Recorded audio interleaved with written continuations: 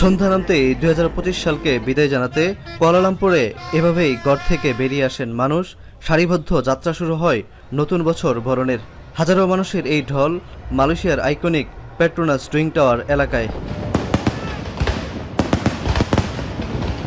ঘড়ির কাঁটায় রাত 12টা ছুতেই আলোয় আলোয় ভরে ওঠে মালয়েশিয়ার আকাশ।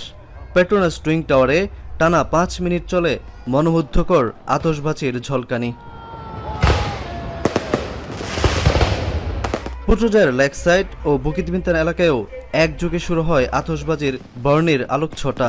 2026 সালকে বরণের এই উৎসবে আনন্দে মেতে ওঠেন মালয়েশিয়ায় থাকা শত শত প্রবাসী বাংলাদেশিও। কাজ আর নানা ব্যস্ততার মাঝেও বর্ণিল এই আয়োজনে সামিল হতে পেরে খুশি তারা। 2026 সালে বিভিন্ন দেশের মানুষ হাজার হাজার লোক হয়েছে।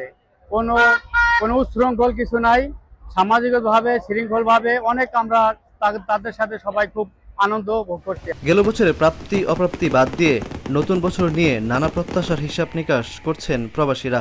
তাই তো বৈধতা, কাজের নিরাপত্তা ও আয় বৃদ্ধির স্বপ্ন নিয়ে স্বাগত জানান নতুন বছরকে। যারা অবৈধ ভাইরা খুবই কষ্ট করে, তো বাংলাদেশ সরকারের কাছে খুবই অনুরোধ যে আপনারা ওনাদেরকে বৈধতার একটি সুযোগ করে দিবেন 2026 সালে। সবার জন্য দোয়া রইল, সবার জন্য শুভকামনা। সবসময় আমি চাই যেন নতুন বছরটা সবার ভালো কাটুক। উৎসব ঘিরে নিরাপত্তা নিশ্চিতে ছিল পুলিশ, সিভিল ডিফেন্স ও সিটি কাউন্সিলের যৌথ তৎপরতা। গুরুত্বপূর্ণ স্থানগুলোতে মোতায়েন করা হয় আইন শৃঙ্খলা বাহিনীর অতিরিক্ত সদস্য। কোনো অপ্রীতিকর ঘটনা ছাড়াই শান্তিপূর্ণভাবে শেষ হয় উদযাপন। শাহরিয়ার তারেক, এখন মালয়েশিয়া।